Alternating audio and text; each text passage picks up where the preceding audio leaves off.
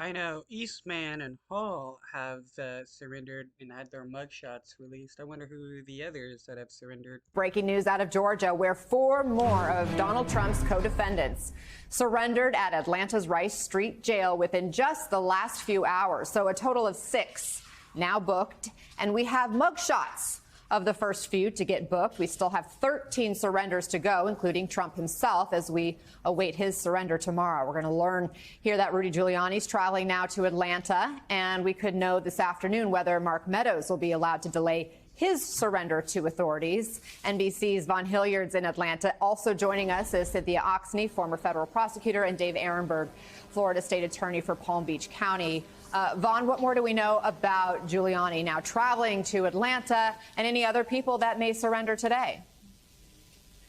Right. We know that Rudy Giuliani, Anna, is actively en route from New York here to Georgia, where ultimately, to our understanding, he and his counsel will be negotiating a bond agreement with the district attorney's office before ultimately agreeing to come here to the Fulton County Jail to surrender. Our producer Adam Reese is just getting word that John Esposito, as a lawyer in New York, has agreed to represent Rudy Giuliani. There will also be local counsel involved here.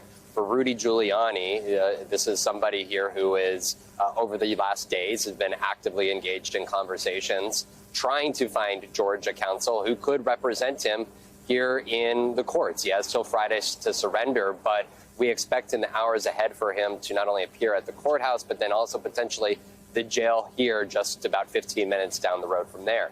We also know that Kenneth Cheeseborough, one of the Trump attorneys, who is credited, if you may, for launching the fake elector scheme and is laid out in the indictment as one of those 19 co-defendants. He is here at the jail as we speak. There is no indication that he has left his booking here at this time. But in the middle of the morning, there was also former Georgia GOP chairman David Schaefer, who appeared before the jail, as well as Kathy Latham, who was one of the individuals alleged to have allowed contractors to come in and tamper with voting machines here in Coffee County. So this is a fast-moving process. We also now know that Donald Trump not only is expected to come tomorrow, but we don't expect him to come until later tomorrow night, well into the evening, closer to sundown, here to the jail. This is a process in which we still expect Donald Trump to go through the typical process that other defendants have, which would include fingerprinting,